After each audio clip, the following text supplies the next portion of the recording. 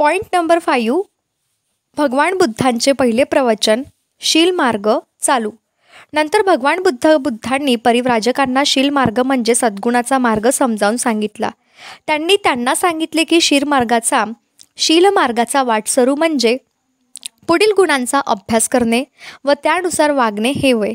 शील, दान, उपेक्षा, नैष्कर्म्य, वीर्य, शांती, सत्य, अधिष्ठान, करुणा आणि मैत्री या सद्गुणाचा यथार्थ अर्थ जाणून घेण्याची इच्छा परिव्राजकांनी व्यक्त केली.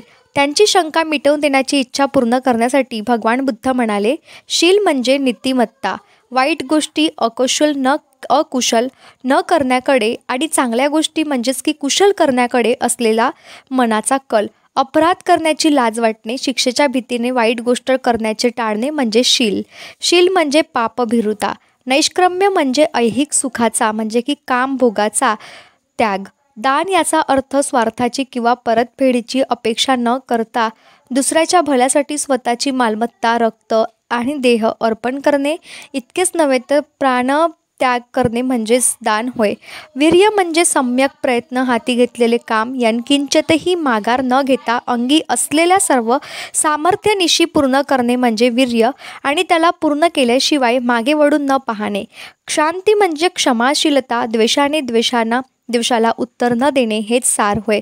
कारण द्वेषाने द्वेष शमत नाही, फक्त क्षमाशीलतेनेच शांत होऊ शकते. सत्य म्हणजे खरेपणा. माणसाने कधीही खोटे बोलता कामा नये. त्याचे भाषण हे सत्यच असले पाहिजे. ते सत्याखेरीज दुसरे काहीही असता कामा नये. अधिष्ठान म्हणजे सर्व ध्येय गाठण्याचा दृढ निश्चय. करुणा म्हणजे सर्व मानवाविषयीची प्रेमपूर्ण दयाशीलता. मैत्री म्हणजे सर्व प्राण्यांविषयी बंधुभाव बाळगणे.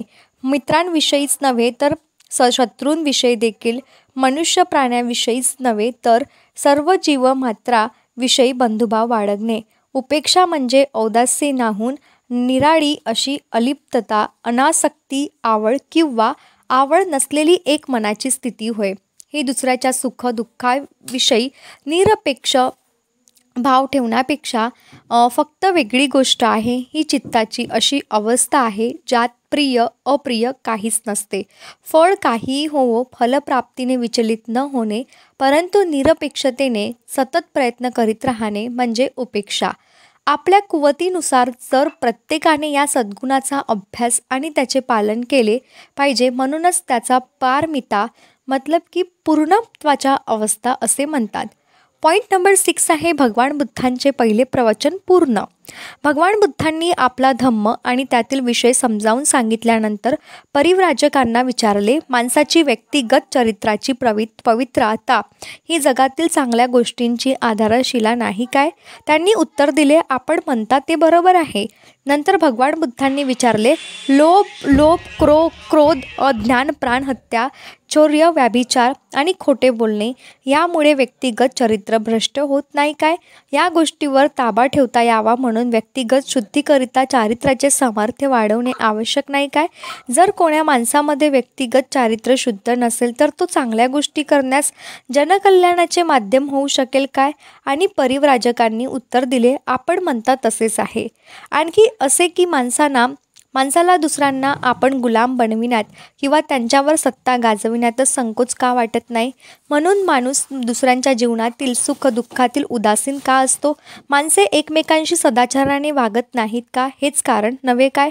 आणि परिव्राजक उत्तरले, होय तसेच आहे. जर प्रत्येकाने अष्टांग मार्गाचा सम्यक दृष्टी, सम्यक संकल्प, सम्यक वाचा, सम्यक आजीविका, सम्यक कर्मांत, सम्यक व्यायाम, सम्यक स्मृती आणि सम्यक समाधी यांचा थोडक्यात सदाचरणाचा मार्गाचा अवलंब केला तर एक माणूस दुसऱ्या माणसावर करीत असलेला अन्याय आणि अमानुषपणा दूर होणार नाही का? त्यावर ते म्हणाले, होय तसेच आहे. शील किंवा सद्गुणाच्या मार्गाचा उल्लेख करून भगवान बुद्धांनी विचारले, गरजू आणि गरीब लोकांचे दुःख नाहीसे करण्यासाठी, दरिद्री लोकांचे दारिद्र्य दूर करण्यासाठी आणि सर्व लोकांचे कल्याण करण्यासाठी दान आवश्यक नाही काय? जेथे दारिद्र्य आणि दुःख आहे तेथे लक्ष पुरवून ते दूर करण्यासाठी करुणेची आवश्यकता नाही काय? निस्वार्थपणे करावयाच्या कार्यासाठी निष्काम भावाची आवश्यकता नाही काय? वैयक्तिक लाभ होत नसला तरीही सतत प्रयत्नशील राहण्यासाठी उपेक्षा आवश्यक नाही काय? माणसावर प्रेम करणे आवश्यक नाही काय? आणि तसेच ते सर्व परिव्राजक म्हणाले, होय. याचाही एक पाऊल पुढे जाऊन मी म्हणतो, केवळ प्रेम करणे पुरेसे नाही. खरी आवश्यकता आहे ती म्हणजे मैत्रीची. प्रेमापेक्षा जास्त व्यापक आहे. मैत्रीभाव केवळ मानवाविषयी नव्हे तर सर्व प्राणी मात्रांविषयी बंधुभाव वाटणे हा मैत्रीचा अर्थ आहे. आणि मानवतापुरतीच मर्यादित आहे? नाही. अशा प्रकारची मैत्री आवश्यक नाही काय? आपले मन निक्षपाती, मोकळे, प्रत्येकावर प्रेम करणारे आणि कुणाचाही द्वेष न करणारे असे असावे. म्हणून आपण स्वतःला जो आनंद हवा तोच आनंद सर्व प्राणीमात्रांना मैत्रीखेरीज दुसऱ्या कशाने मिळू शकेल काय? ते सर्व म्हणाले, होय तसेच आहे. परंतु या सर्व सद्गुणांच्या आचरणास प्रज्ञेची म्हणजे निर्मल बुद्धीची जोड दिली पाहिजे. भगवान बुद्धांनी विचारले, प्रज्ञा आवश्यक नाही का? परिव्राजकांनी काहीच उत्तर दिले नाही. आपल्या प्रश्नाचे उत्तर देणे त्यांना भाग पडण्यासाठी भगवान बुद्ध पुढे म्हणाले, चांगला माणूस आपण त्यालाच म्हणू जे दुष्कर्म करणार नाही, वाईट गोष्टींचा विचारसुद्धा करणार नाही, उपजीविकेसाठी कुमार्गाचा अवलंब करणार नाही आणि जे वाईट आहे किंवा दुसऱ्याला दुःख देणारे आहे असे काहीही तो बोलणार नाही, कारण हे चांगल्या माणसाच्या अंगचे गुण होत. परिव्राजक म्हणाले, होय ते बरोबर आहे. परंतु जे सत्कर्म करायचे आहे ते आंधळेपणाने करणे हेच उचित आहे काय? भगवान बुद्धाने विचारले, मी म्हणतो ते पुरेसे नाही. भगवान बुद्ध परिव्राजकांचा पुढे म्हणाले, हेच जरी पुरेसे असले तर ताने मुलं नेहमीच चांगली कृत्ये करते असे म्हणावे लागेल. कारण तान्या मुलाला शरीर म्हणजे काय कळतं हे नसते. पाय झाडण्याखेरीज ते आपल्या शरीराने दुसरं कोणतेही कृत्य करू शकत नाही. बोलणे म्हणजे काय हे त्याला कळत नाही. त्या अर्थी रडण्यापलीकडे किंवा ओरडण्यापलीकडे अधिक वाईट असते ते काही बोलू शकत नाही. विचार म्हणजे काय हे सुद्धा त्याला कळत नाही. ते फक्त आनंदाने किंकाळ्या मारू शकते.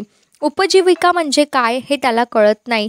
त्या अर्थी एखाद्या वाईट तऱ्हेने जीविका करण्याचा प्रश्नच उद्भवत नाही. आईचे स्तन चोखण्यापलीकडे जगण्याचा दुसरा कोणताही मार्ग ते अवलंबू शकणार नाही. म्हणून सद्गुणाचा मार्ग प्रज्ञेच्या कसोटीला उतरला पाहिजे. यास्तव समज आणि बुद्धी हेच प्रज्ञेचे दुसरे नाव आहे. प्रज्ञा पारमिता ही इतकी महत्त्वाची आहे व आवश्यक का आहे याचे दुसरे एक कारण आहे. दान आवश्यक आहे, परंतु प्रज्ञेशिवाय दिलेल्या दानाचा दुष्परिणाम होऊ शकतो. करुणेची आवश्यकता आहे, परंतु प्रज्ञेशिवाय करुणेचा परिणाम वाईट गोष्टींना आधार देण्यात होण्याचा संभव असतो. परिमितीची प्रत्येक कृती ही प्रज्ञा परिमिता नाही आहे हा शब्द, पारमिता आहे. पारमितेच्या कसोटीला उतरली पाहिजे. शहाणपण हे प्रज्ञा पारमितेचे दुसरे नाव होय. माझे म्हणणे असे आहे की अकुशल कर्म कोणते आणि ते कसे घडून येते याचे ज्ञान आणि जाणीव माणसाला असणे आवश्यक आहे. त्याचप्रमाणे कुशल कर्म कोणते आणि ते कसे घडून येते याचे ज्ञान आणि जाणीव माणसाला असणे आवश्यक आहे. त्याचप्रमाणे अकुशल कर्म कोणते आणि कुशल कर्म कोणते याचे देखील ज्ञान आणि जाणीव असली पाहिजे. अशा ज्ञानाशिवाय कृती चांगली असूनही खऱ्या चांगुलपणाचा सद्भाव त्यात असू शकणार नाही. म्हणूनच मी म्हणतो की प्रज्ञा एक आवश्यक असा सद्गुण आहे. नंतर परिव्राजकांना पुढील प्रमाणे आदेश देऊन भगवान बुद्धांनी आपले प्रवचन संपविले. माझा धम्म निराशावादी आहे असे तुम्ही म्हणण्याचा संभव आहे, कारण तो दुःखाच्या अस्तित्वाकडे मानवजातीचे लक्ष वेधतो. माझ्या धम्माविषयीचा हा असा दृष्टिकोन चुकीचा ठरेल. माझा धम्म दुःखाचे अस्तित्व मान्य करतो यात शंका नाही, परंतु दुःखाचे निरसन करण्यावरही तो तेवढाच जोर देतो हे विसरू नका. माझ्या धम्मामध्ये दोन्ही गोष्टी आहेत. मानवी जीवनाचा उद्देशही आहे आणि यात आशेचा संदेश देखील आहे. माझ्या धम्माचा हेतू हा अविद्या नष्ट करणे हा आहे, ज्याचा अर्थ असा आहे की दुःखाचे अस्तित्व आहे हे न समजणे आणि अज्ञानाचा नाश होय. त्यात आशेचा संदेश देखील आहे, कारण मानवी दुःखाचा अंत करण्याचा मार्ग तो दाखवतो. तुम्हाला हे म्हणणे मान्य आहे की नाही? आणि परिव्राजक म्हणाले, होय आम्हाला मान्य आहे. पॉईंट नंबर 7 आहे परिव्राजकांची प्रतिक्रिया. हा खरोखरच एक नवीन धम्म आहे आणि याची परिव्राजकांना ताबडतोब जाणीव झाली. जीवनाच्या समस्येकडे पाहण्याच्या या नव्या दृष्टीचा त्यांच्यावर एवढा परिणाम झाला की ते एकमताने म्हणाले, जगाच्या इतिहासात आजपर्यंत मानवी दुःखाचे अस्तित्व मान्य करणे हाच खरा पाया आहे. तो हे कोणत्याही धर्म संस्थापकाने सांगितलेले नाही. जगाच्या इतिहासात कोणत्याही धर्मसंस्थापकाने अशी शिकवण दिली नाही की जगातील या दुःखाचा परिहार करणे हाच धर्माचा खरा उद्देश आहे. जगाच्या इतिहासात यापूर्वी कोणीही कधीही मुक्तीचा असा मार्ग सांगितला नाही, जो मूलतःच सरळ आणि साधा आहे. अप्राकृतिक आणि अतिमानुषी शक्तीपासून एवढा मुक्त आहे. आत्मा, ईश्वर आणि मरणोत्तर जीवन यावरील श्रद्धेपासूनच स्वतंत्र आहे.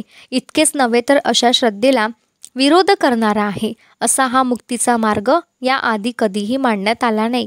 जगाच्या इतिहासात यापूर्वी कुणीही अशा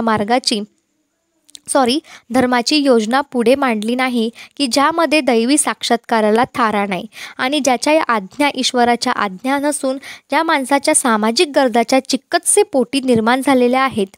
जगाच्या इतिहासात यापूर्वी कोणताही अधिक कधीही मोक्ष या शब्दाचा असा अर्थ न केला नाही की ते स्वप्रयत्नाने व सदाचाराने वागून याच जन्मात आणि याच पृथ्वीतलावर प्राप्त करावयाचे असते. भगवान बुद्धांच्या नव्या सद्धम्माचे प्रवचन ऐकल्यावर परिव्राजकांनी अशाच प्रकारच्या भावना व्यक्त केल्या.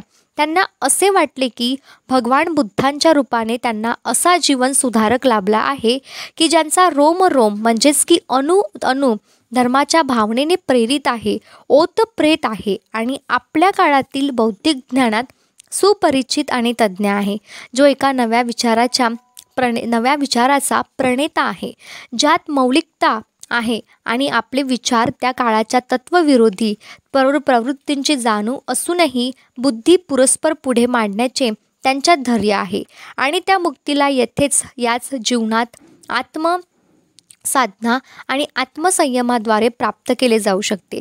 भगवान बुद्धांविषयी त्यांचा आदर एवढा अमर्याद झाला की त्यांना ते ताबडतोब शरण गेले आणि आपले शिष्य म्हणून आपला स्वीकार करावा अशी त्यांनी विनंती केली. एही भिक्कवे म्हणजेच की ए भिक्को हो या असा संबोधन करून भगवान बुद्धांनी त्यांना आपल्या धम्मात प्रविष्ट करून घेतले. ते पंचवर्गीय भिक्खू म्हणून पुढे प्रसिद्ध झाले. So this is all about भाग दुसरा. तुम्हाला व्हिडिओ आवडला असेल तर प्लीज व्हिडिओला लाईक करा, कमेंट करा, शेअर करा आणि येस, आपण नेक्स्ट टॉपिक जो आता सुरू होणार आहे तो भाग तिसरा होणार आहे. तोपर्यंत जे काही प्रिवियस व्हिडिओ असेल बघितले नसेल तर ते बघायला विसरू नका. धन्यवाद. भेटू आपण अशाच एका नवीन व्हिडिओमध्ये.